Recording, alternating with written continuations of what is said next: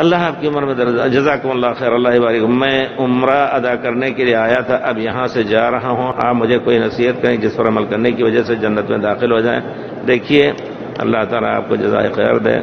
پیارے رسول صلی اللہ علیہ وسلم سے بھی کسی نے پوچھا تھا کہ جنت میں جانے کا راستہ کیا ہے، تو پیارے رسول نے فرمایا اطعموا الطعام وافشوا السلام وصلوا باللیل والناس نیام تدخلوا الجنت بسلام.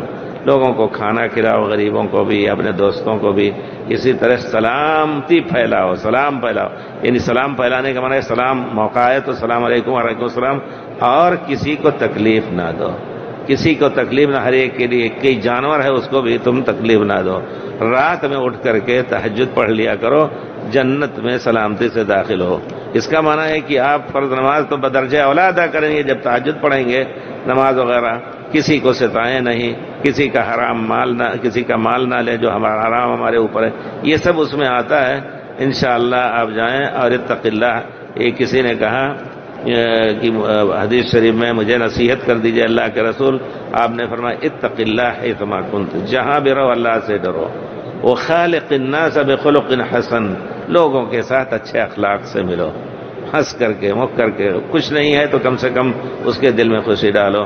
آپ سمجھ سکتے ہیں انشاءاللہ کیا چیزیں ہیں نیکی کی.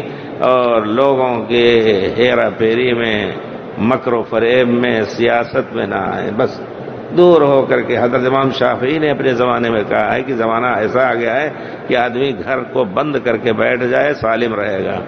فطوبی لنفس اولعت قار دارها مغلقۃ الابواب مرخا حجابها.